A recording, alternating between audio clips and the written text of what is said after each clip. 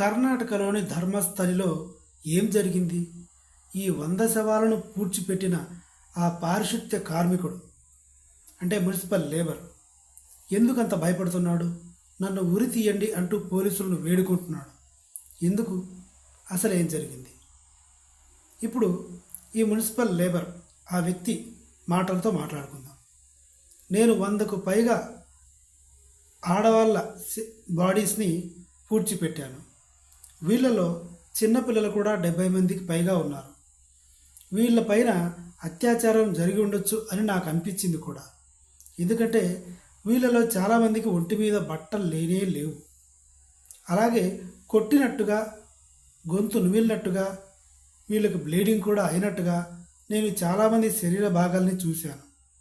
చాలామంది ఒంటి మీద బట్టలు లేని వాళ్ళని కూడా ఎత్తుకెళ్ళి నేను వాళ్ళని పూడ్చిపెట్టాను.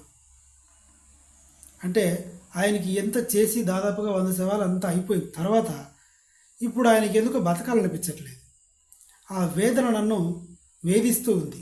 ఆ విషయాలు నాకు పదే పదే గుర్తొస్తున్నాయి. కాబట్టి దయచేసి నన్ను అరెస్ట్ చేయండి, నన్ను ఉరికంభం ఎక్కించండి అంటూ ఈ పారిశుద్ధ్య కార్మికుడు పోలీస్ స్టేషన్లో కంప్లైంట్ ఇచ్చుకున్నాడు తన మీద తాని. ఇప్పుడు దాని మీద సిట్ విచారణ జరుగుతుంది. వాళ్ళు ఎవరి చేత వాళ్ళు మర్డర్ చేయబడ్డారు, ఎవరు వాళ్ళని భంగమానం చేశారు, వాళ్ళ ఉద్దేశం ఏంటి, ఇదంతా వివరంగా ఇంకా బయట పడలేదు. మేబీ మత కుల ప్రస్తావనలు ఉండొచ్చు. అందుకనే ఒక్క అనుమానం కూడా ఈ సిట్టు వాళ్ళు వ్యక్తం చేయట్లేదు. ఇంతవరకు ఎట్లాంటిది తెలియట్లేదు. కర్ణాటక ధర్మస్థలి 100 శవాలు లేబర్ కాంట్రాక్ట్ ఇంతే చెప్తున్నారు తప్ప ఎవరని అనుమానిస్తున్నట్టుగా ఇంకా తెలియట్లేదు. చూద్దాం. మీరైతే నా ఛానల్ సబ్స్క్రైబ్ చేసి చూస్తూ ఉండండి. అప్డేట్ దొరకగానే పుసుక్కున మీ ముందుకు వచ్చేసి చెప్పేస్తా, సుత్తి లేకుండా.